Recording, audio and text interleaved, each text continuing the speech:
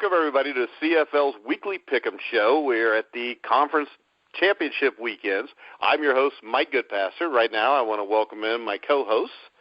First up, we'll go with Brian Schmidt. Hey, everybody. How you doing? Good to see you. All right, and next up, we got Joe Pritchard. The Bombers did it to me again.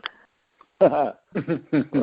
And another person that the Bombers did it to again, former CFL Hall of Fame quarterback, Dieter Brock. Yeah, it was two really good games, though, this week, and there should be two more coming up this weekend.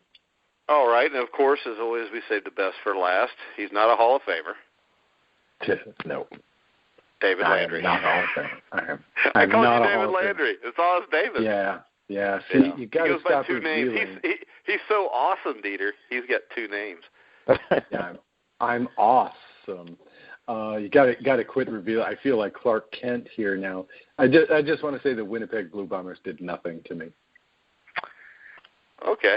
Well, neither did the Montreal Alouettes because they didn't play this. Yeah. Well, let's not talk about that. We'll start off with the first game Sunday. The Edmonton Eskimos beat the Hamilton Tiger Cats. John White was damn near unstoppable, rushed for 165 yards on 19 carries. Edmonton topped a feisty Hamilton Tiger Cat squad, 24-21 in the Eastern semifinals Sunday afternoon. We'll start off with Oz. What'd you think? Wow. Miserable conditions, as though to remind us that we're playing in Canada. We're playing football in Canada in November. Wow. It was nice and sunny there, but it was really windy, and everybody, fans, players, coaches, everybody looked really cold.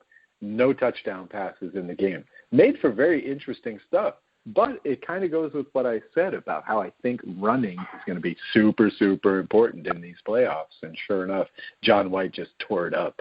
I mean, I think back on this game, and most of my impressions are about White just eating up the yardage in this game. Just fantastic effort by him.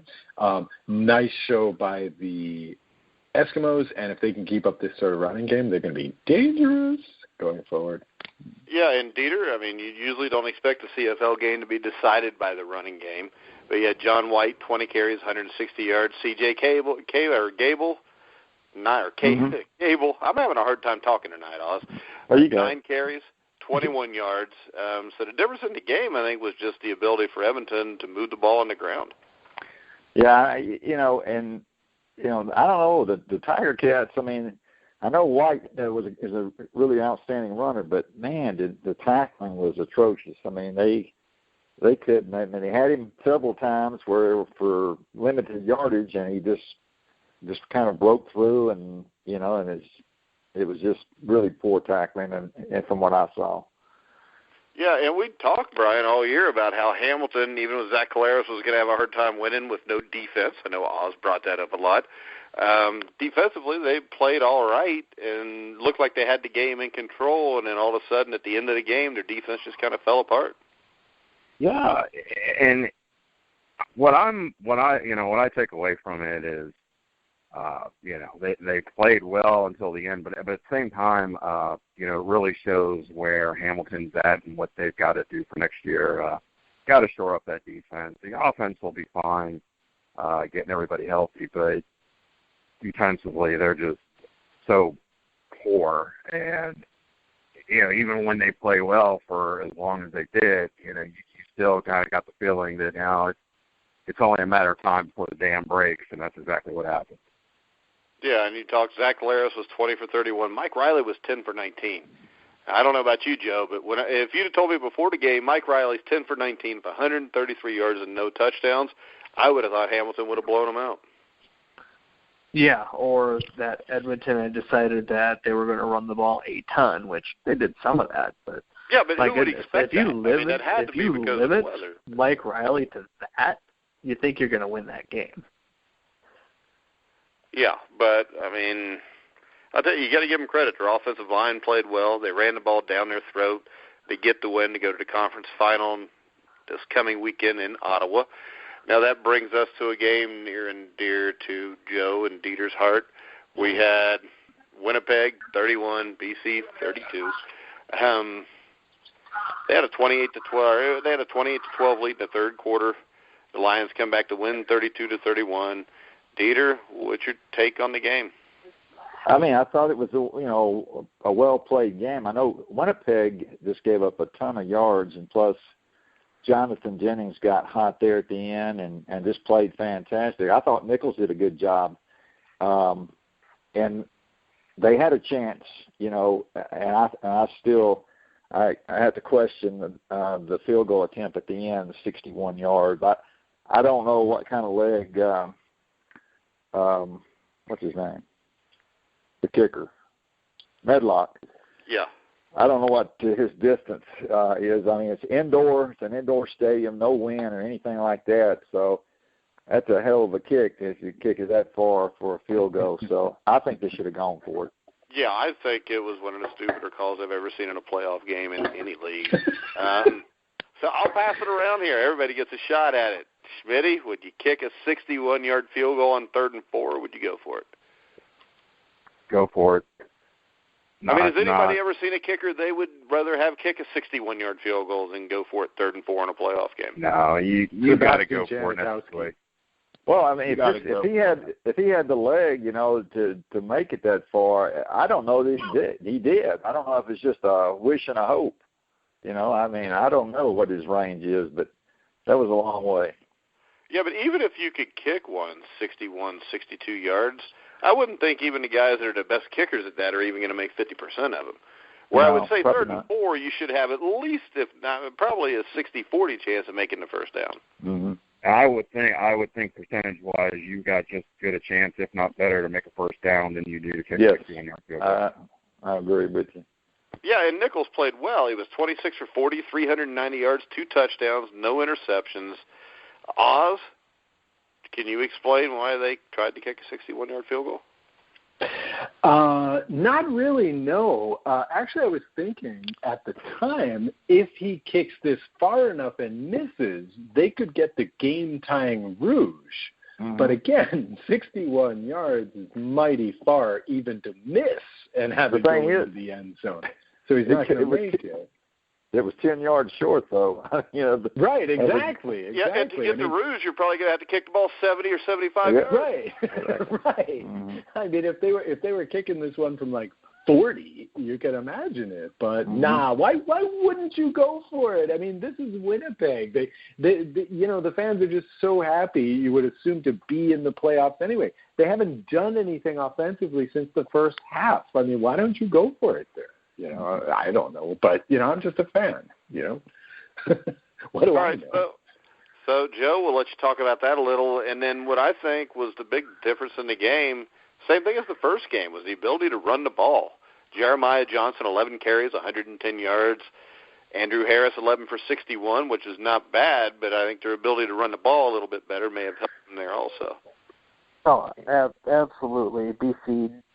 BC, after the early turnovers, battened down the hatches and were able to keep the ball out of Winnipeg's hands.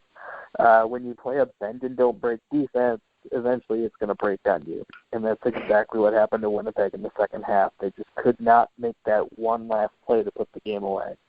As far as the Medlock decision to kick the field goal, one of O'Shea's failings as a head coach, in my opinion, is that he's a little bit too loyal to his players sometimes. Probably not the worst thing in the world to do as a head coach, unless it continues to fail over and over and over again, like it did with certain quarterbacks that the team had on the roster earlier this season, Drew Willie.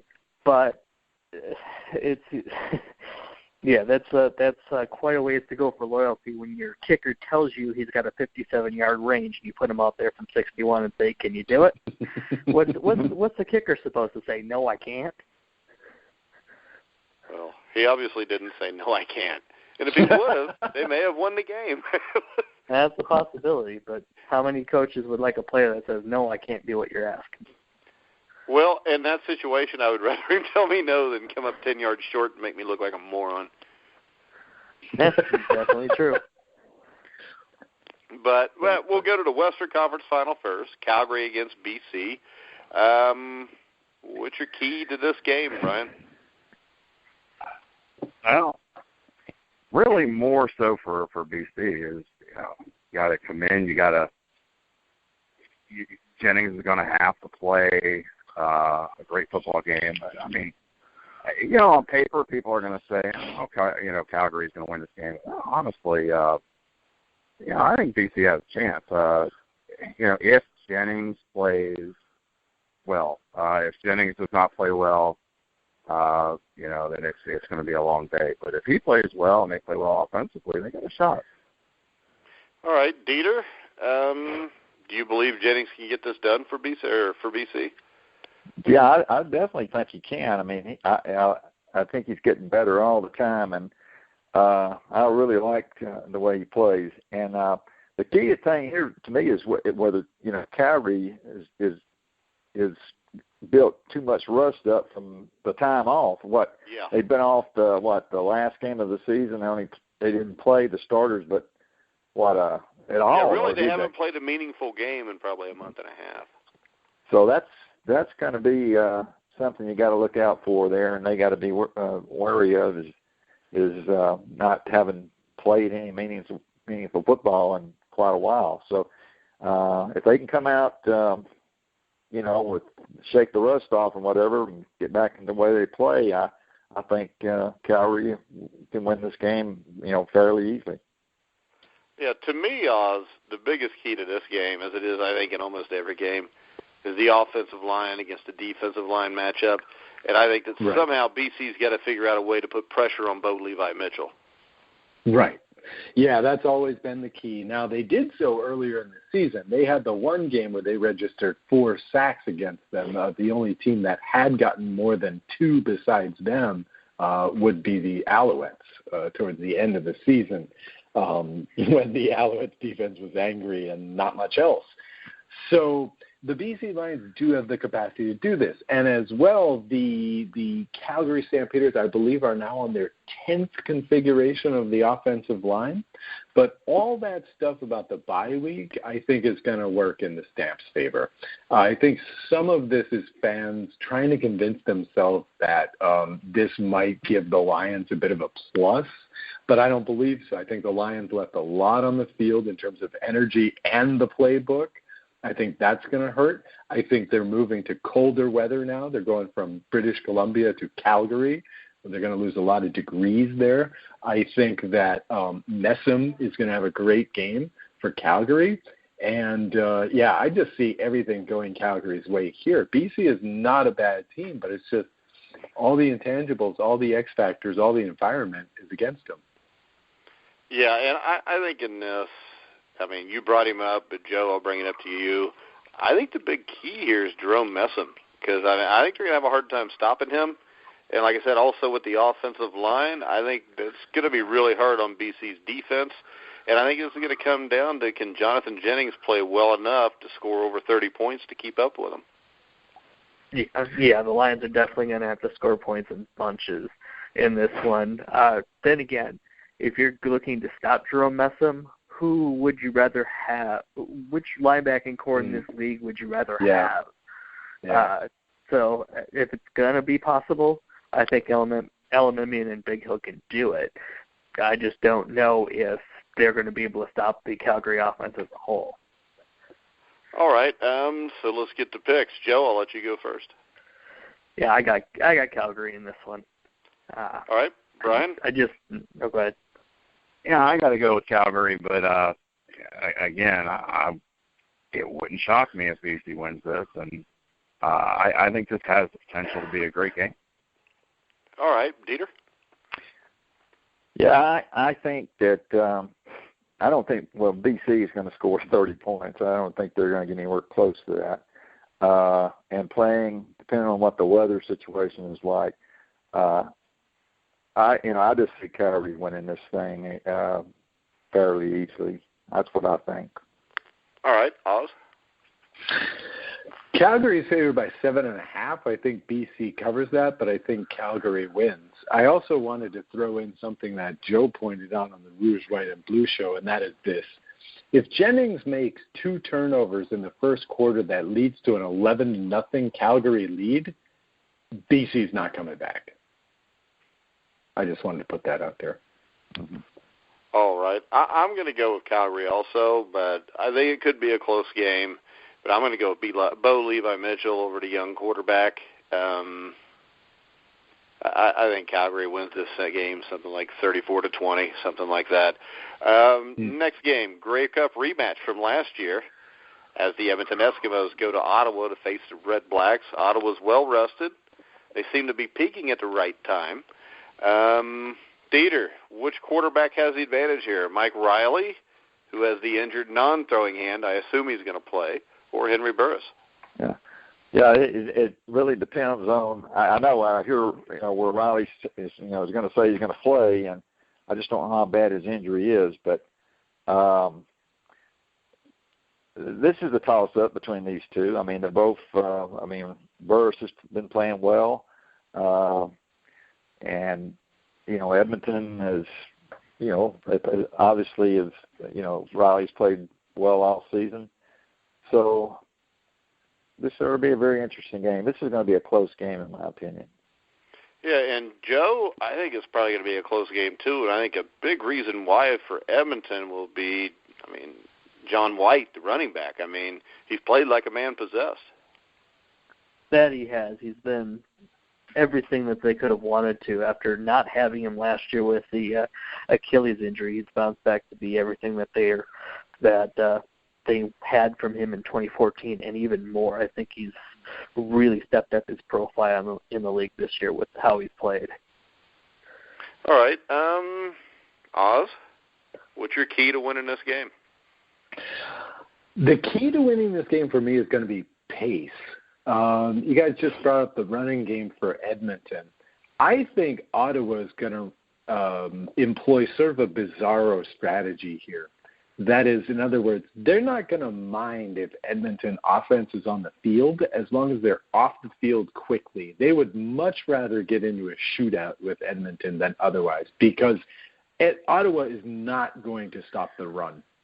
Okay, and if Edmonton realizes that and just gives it to White repeatedly, 22, 25 carries in this game, they're going to control the clock and they're going to win. Easy, because again, Ottawa defense can't stop anybody. This team is 8th in the league in total yards allowed on defense. They're not stopping anybody. They'd much rather see the 90-yard passes and just have Burris respond. I think the secret of the game is pace. Slow game favors Edmonton.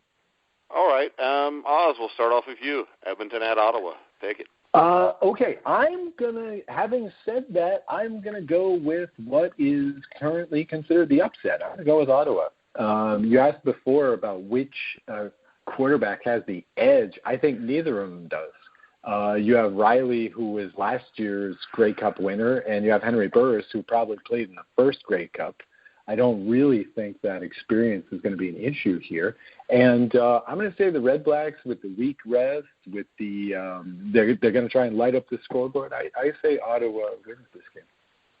Yeah, I'm going to go with you. Because I think another thing people don't realize is Edmonton, from the middle of the season to now, has been on a hell of a run.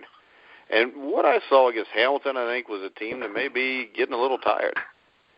And, it takes a lot of energy to get through all these games. I think Ottawa has had an easier road the last few weeks. They've had a week off. I'm going to go with Ottawa at home. Brian? I got to agree with both of you. I got to go with Ottawa at home. Again, with Riley with the injury, not sure where he's going to be. That can be a factor. I just think Ottawa has, a little something that I think when it comes to this point that just that feeling that Ottawa wants to prove something. I think they expect a little bit more out of the season than they got, and they're going to be a hungry team to get back to the Grey Cup. So. I just feel like they're going to be a little bit hungry, and it's at home. All right, Joe? Here I thought I was going to be a contrarian by saying Ottawa, but it looks like I'm just riding the bandwagon at this point. I just think Ottawa has been hearing over probably the last month or even longer that the East is terrible this year. Whoever's going to cross over is going to go right to the Grey Cup, and I'm sure they're sick of it. They match up well with their 4-star receivers against Edmonton's defense. They've beaten them a couple times this year already. I think they've got the mental edge in this one. All right, Dieter? Man, I thought I was going to be the only one that picked the upset here. We all thought that.